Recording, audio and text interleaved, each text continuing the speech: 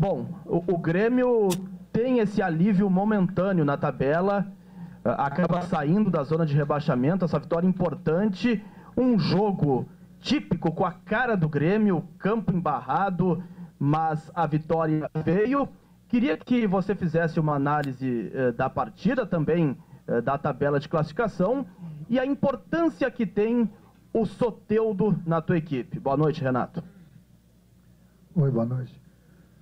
Hoje foi mais do que nunca, né, uma partida de entrega, de garra, de vontade, de um time que quer sair da situação, de um time que quer voltar a vencer alguns jogos seguidos. Infelizmente, choveu, prejudicou um pouquinho o espetáculo, porque se formaram poças d'água no campo, mas mesmo assim não tirou o brilho do meu time, porque a vontade foi grande desde o início do jogo, apesar das dificuldades do campo. Enfrentamos um time bem montado, um time que veio numa evolução muito grande no Campeonato Brasileiro. Agradecer mais do que nunca ao prefeito por ter cedido o estádio para a gente poder jogar, ao presidente da Chapecoense, e agradecer de coração todo o nosso torcedor que veio de fora, da região, daqui de Chapecó, porque eles foram fundamentais, apesar do tempo, incentivaram a equipe o tempo todo, lotaram o estádio.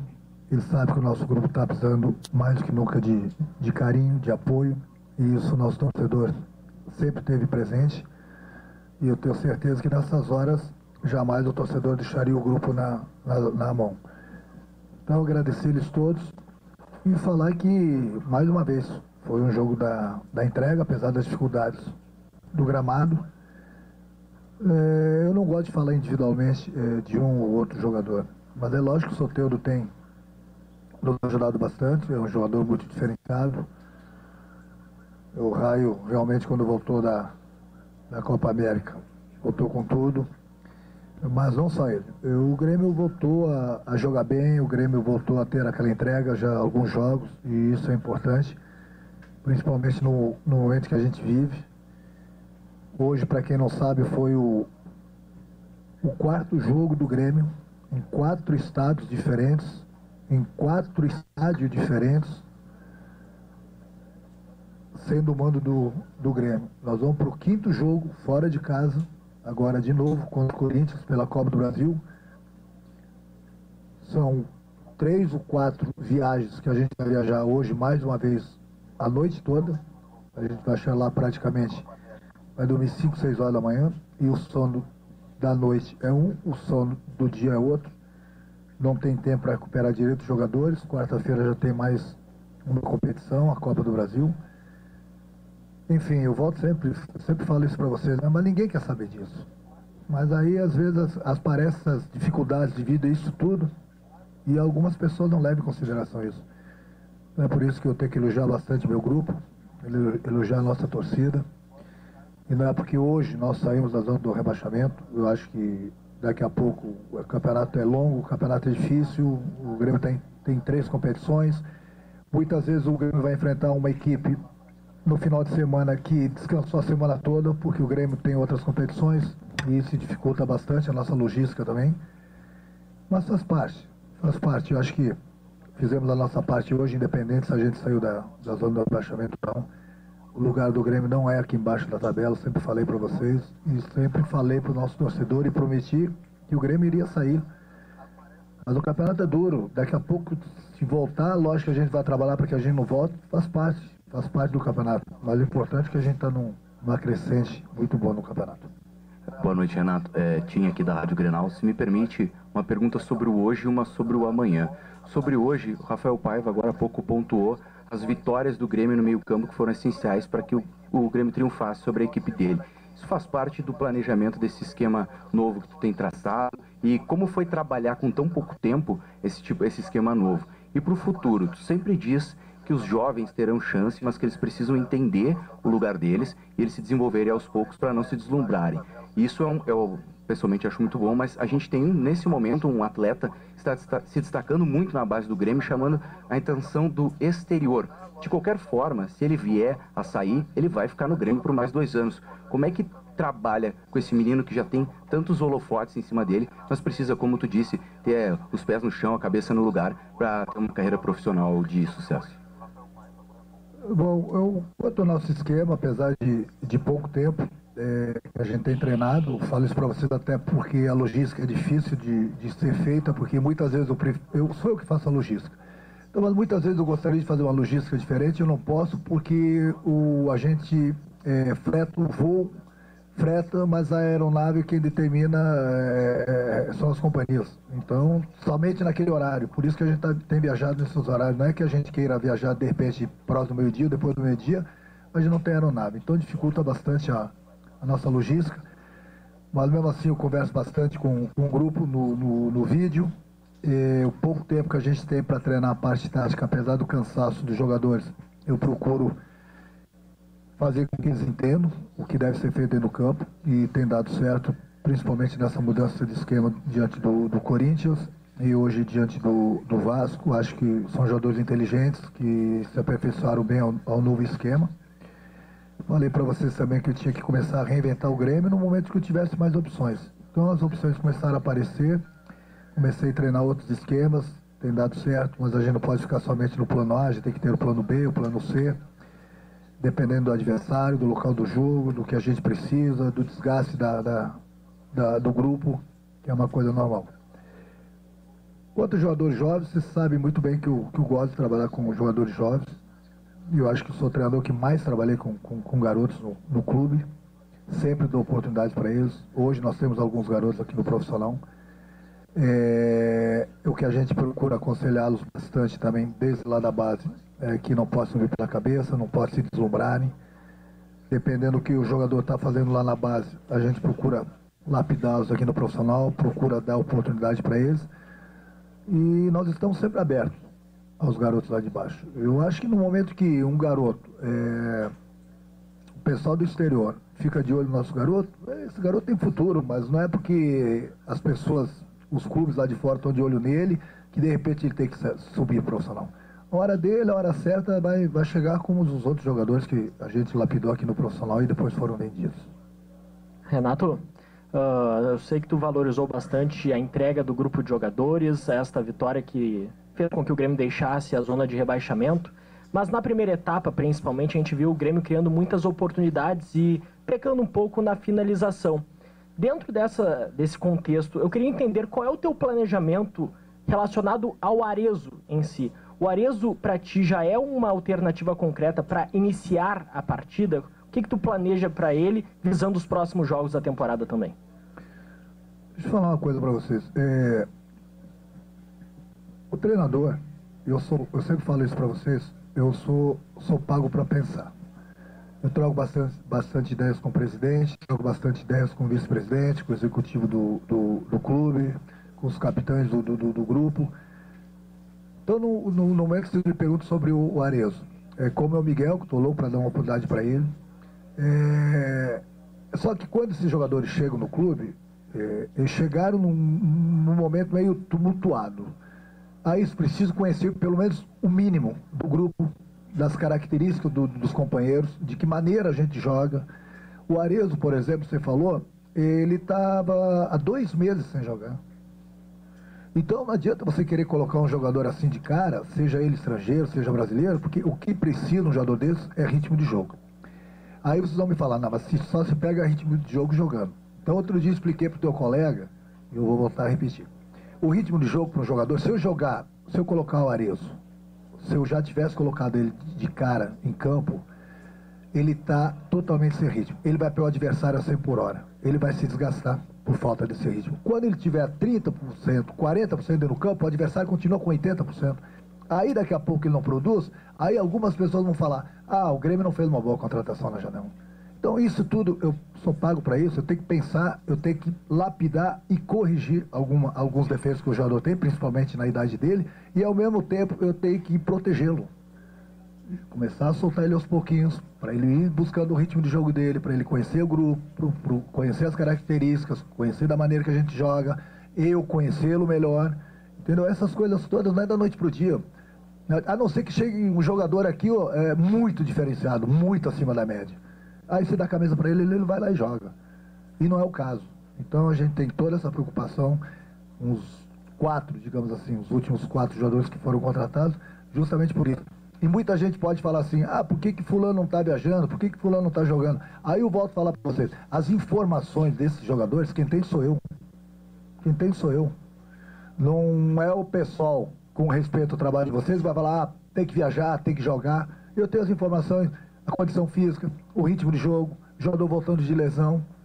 Então quem tem que pensar sou eu sou pago para isso. Então essas informações eu tenho.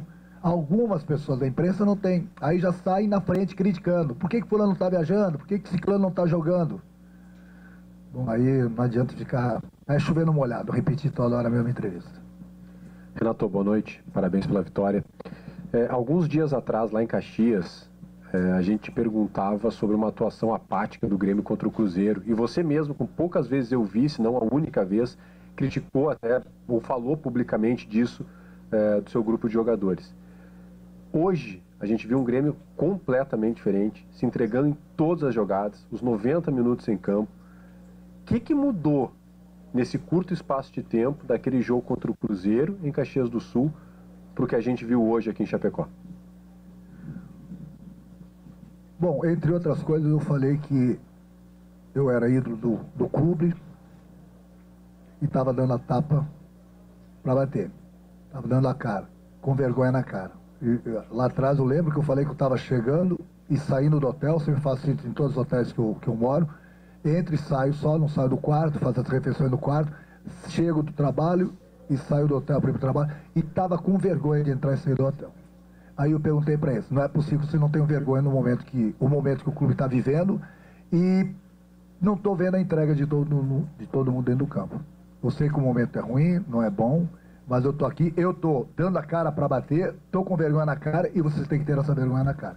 Porque eu vou chamar o torcedor, ele vai abraçar de novo o grupo. Agora, o reflexo do torcedor lá fora, na arquibancada, é o reflexo do time dentro do campo. Se vocês estiverem se entregando, se vocês estiverem correndo, estiverem fazendo o que eu pedi para vocês, eu tenho certeza, e mostrarem para o torcedor que estão com vontade e com vergonha na cara, o torcedor vai vir com vocês. A maior prova está aí. Depois, no jogo seguinte, é lógico que a gente estava entendendo também o momento que todo mundo estava passando, o momento não era bom, aí falta confiança, a parte psicológica é afetada, longe das famílias, viajando, não vamos voltar nesse discurso. Mas o Grêmio é isso, nos últimos jogos. É isso que o torcedor quer. Eu falei, o torcedor quando xinga, quando vaia, é porque ele está com raiva, porque ele está triste, porque ele quer ganhar também. Mas nós podemos dar essa felicidade para o torcedor. Então essa felicidade, o torcedor vai vir com a gente no momento que eles olharem para dentro do campo e verem que vocês estão pegando, estão com vontade de ganhar os jogos, principalmente nesses últimos jogos aí que a gente fez. Está aí mais uma vez a prova da nossa torcida, o pessoal daqui, o pessoal da região, o pessoal de Porto Alegre. O Grêmio é muito forte, o Grêmio é muito grande para estar lá embaixo, na zona do... Estava até há pouco tempo aí na zona do rebaixamento. Saímos, mas não fizemos nada mais do que o nosso dever, pelo que nós temos, pelo que o clube proporciona para o meu grupo. Isso eu falo diariamente. Diariamente eu falo. São poucos clubes no Brasil que pagam em dia, e o Grêmio é um deles. Que não falta absolutamente nada para o grupo, porque eu sou testemunha. Então eu falei, o mínimo que a gente cobra de vocês, que eu vou cobrar, até porque eu sou cobrado de cima, é a entrega de vocês. Tá bom na parte técnica? Corre, ajuda o companheiro, tem que ter a entrega. Agora, não pode ter 9 com esse pensamento e 2 não, ou 10 com pensamento e 1 não. Todo mundo tem que remar junto, com o mesmo pensamento, e os resultados aparecem normalmente, como tem aparecido nos últimos jogos. Então deixa eu pegar essa, Renato, de você dizer que o Grêmio estava na zona de rebaixamento porque o Grêmio saiu. A partir de agora, você entende que fica mais fácil de trabalhar, pode aliviar o ambiente, porque existe uma tensão quando um grande está na zona de rebaixamento. Você entende que isso pode acontecer? E sobre as informações que só você tem, para quarta-feira, por exemplo, você ganha reforços, Carbajo, Aravena, são jogadores que podem ficar à disposição para o jogo contra o Corinthians? No momento que eu falei para vocês que a gente saiu da zona do rebaixamento, mas a gente está ali, o pessoal está bem colado na gente, mas por outro lado a gente já colou também no pessoal da frente. Entendeu? Então muita gente estava jogando tranquilo, a parte psicológica, com confiança, porque estavam com alguns pontos lá na frente, mas nós encostamos nessa galera que está ainda fora da zona de rebaixamento também, mas estão próximos da gente. Então, a cada rodada agora, esses clubes também vão começar a se preocupar. Daqui a pouco vai faltar uma confiança para um time ou outro. A parte psicológica vai começar a afetar um clube ou outro, da mesma maneira que nós passamos esse trabalho todo alguns dias atrás. Então, isso era importante, a gente vencer o jogo hoje, fazer o nosso dever de casa, mesmo que a gente não saísse da zona do rebaixamento, porque todo mundo ali próximo da gente, atrás, tinham vencido, e a gente fez o nosso dever muito bem feito, diga-se de passagem, contra uma grande equipe do Campeonato Brasileiro.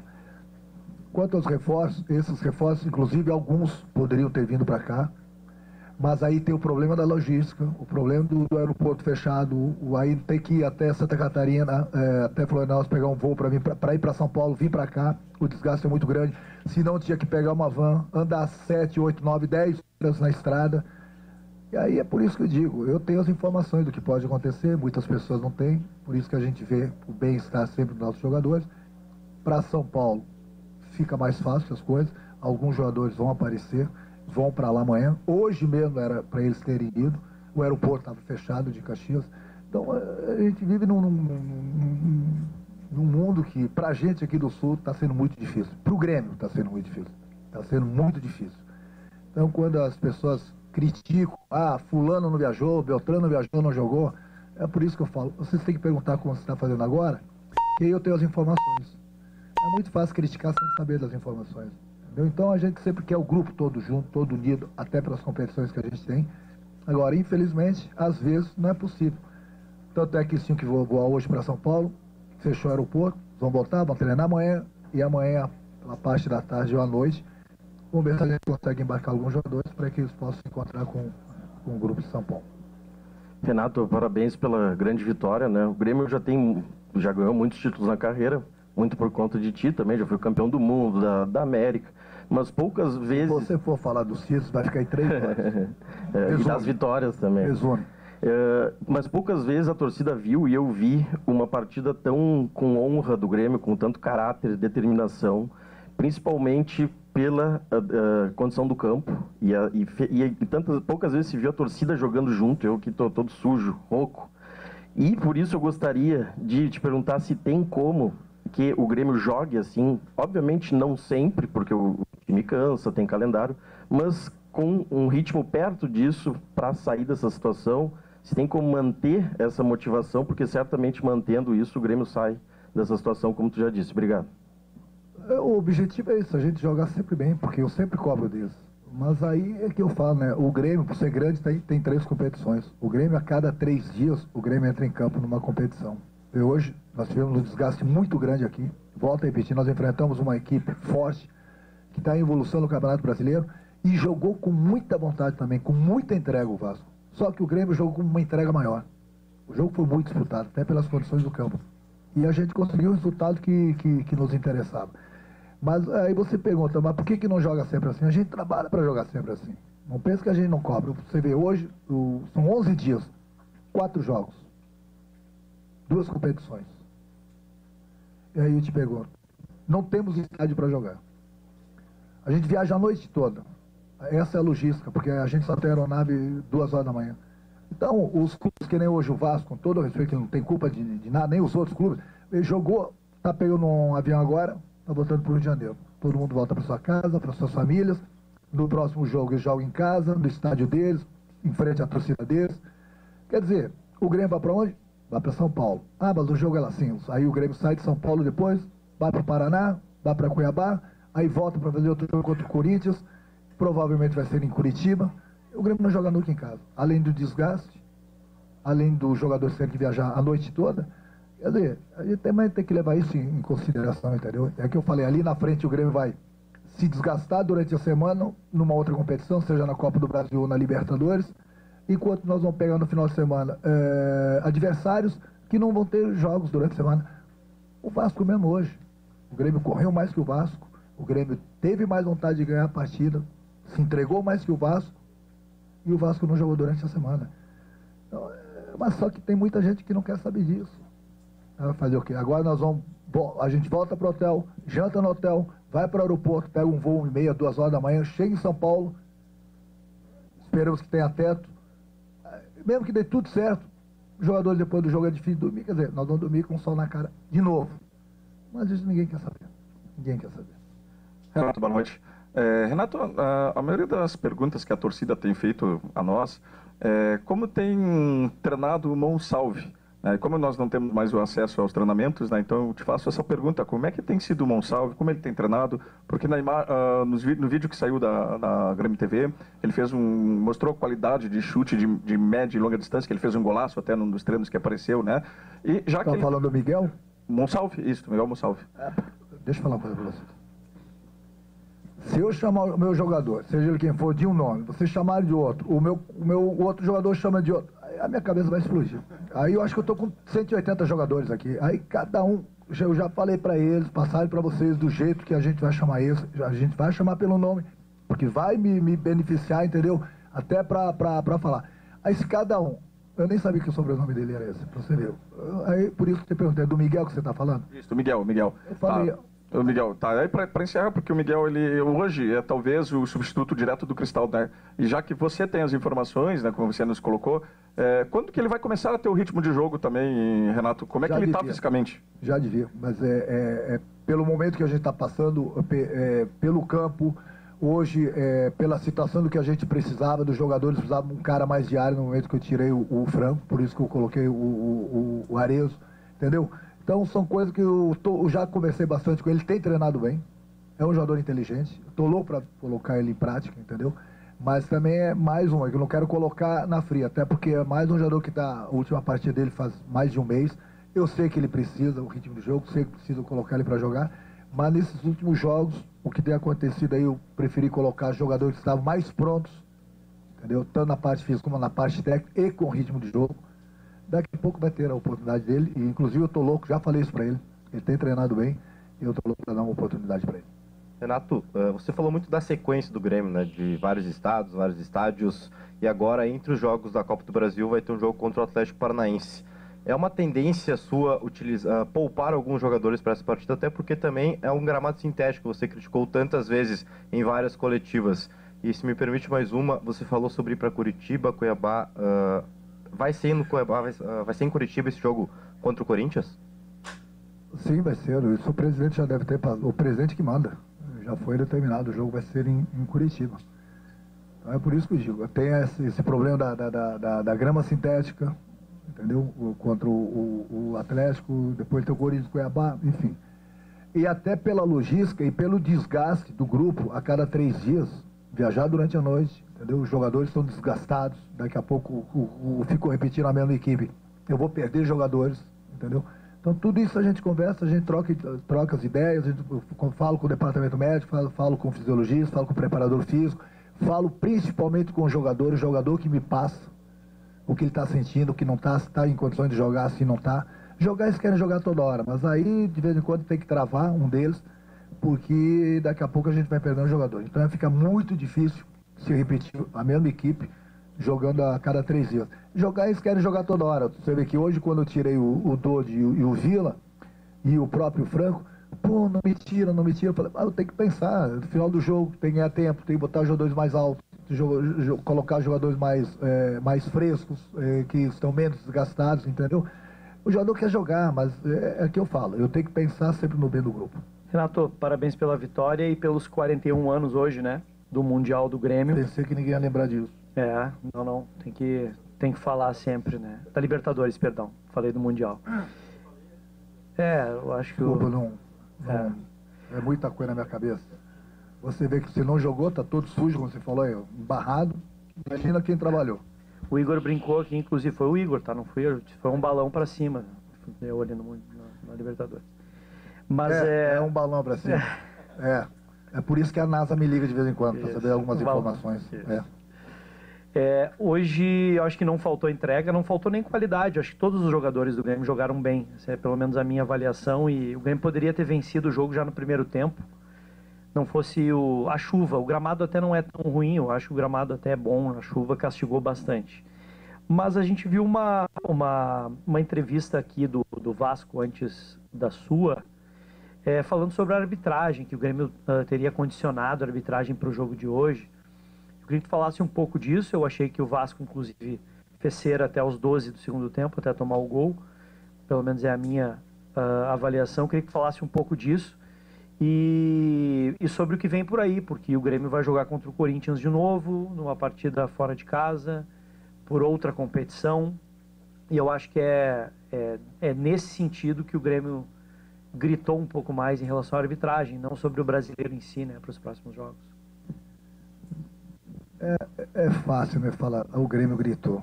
Então nós vamos ser prejudicados, vamos ficar calados, vamos ficar caladinhos. Em primeiro lugar, tem que elogiar o árbitro do jogo, ele foi muito bem, seus assistentes foram muito bem. Não é porque o Grêmio ganhou o jogo. Eu mesmo quando perco, você veja que o juiz teve uma boa atuação, eu elogio. Eu não vou pelo resultado, eu vou pelo que o árbitro e seus assistentes fazem durante a partida. Hoje ele teve muito bem. A reclamação do Vasco, eu fui falar com o árbitro depois do jogo, uma pessoa do Vasco estava reclamando que ele deu 2 minutos depois de 5, e aí nós demoramos um pouquinho para bater a falta, depois que nós batemos a falta, ele acabou o jogo. Você vê a reclamação do Vasco? Talvez por causa de 1 minuto. Você vê a reclamação do Vasco? Aí eu perguntei pro cidadão, mas no primeiro turno, quando o teu zagueiro encaixou a bola debaixo do braço, ninguém reclamou da arbitragem, né? Você vê, né, a diferença de uma jogada e de outra. Então hoje o árbitro, seus assistentes tiveram muito bem, tem que dar os parabéns para eles. Na hora que a gente tem que reclamar, a gente reclama, porque não dá para ver o que aconteceu, por exemplo, no jogo de quarta-feira e ficar calado. Não dá. Aí fica difícil. Já vimos ano passado lá, né, o que tinha acontecido. Acho que o presidente gritou, a diretoria gritou, eu gritei, sempre no sentido que a gente possa melhorar o futebol brasileiro. Porque não é possível. O VAR tem as ferramentas e não sabe usar as ferramentas. Ou, né, aí cada um interpreta da maneira que é. O jogo de quarta-feira, o Grêmio vai, como sempre, lá para Itaquera, continuando a respeitar o time do Corinthians, tem uma grande torcida. A gente vai lá para jogar futebol. Aí o árbitro que vai apitar o jogo, que tem que saber o que vai fazer, quem está no VAR. Eu só acho assim um pouquinho, né, um pouco diferente no futebol, é que a gente jogou contra o Corinthians, um jogo pegado contra o adversário, um grande adversário que é o Corinthians, em Itaquera. Colocou, ele não é mau árbitro, ele é um bom árbitro, mas um árbitro que está praticamente começando, um árbitro que não tem uma experiência para um jogo daquele tamanho. Até aí tudo bem. Aí gozado, né, que você lembra que no jogo do Grêmio, ele põe um cara FIFA. É gozado isso, né? Então faz o seguinte, põe um árbitro da FIFA em qualquer lugar que o Grêmio for jogar, não só aqui em casa. Aí a gente vai jogar contra o adversário, como aconteceu na quarta-feira, na quinta-feira contra o Corinthians, aí bota um árbitro que não é da FIFA, que não é tão experiente para um jogo daquele tamanho, e aí os jogos do Grêmio, os árbitros da FIFA. O Grêmio está até calado demais sobre a arbitragem, essa que é a realidade. Mas temos nosso presidente e a diretoria para gritar, eu gosto, mesmo perdendo jogos, empatando, ganhando, eu gosto de elogiar a arbitragem, como eu estou elogiando hoje, foi muito bem, todos eles. Eu gosto, é para o bem do futebol brasileiro. O que me irrita é o que está no VAR e não sabe usar a ferramenta. Aí, meu amigo, aí fica difícil para certas situações, né? Posso ir embora para jantar?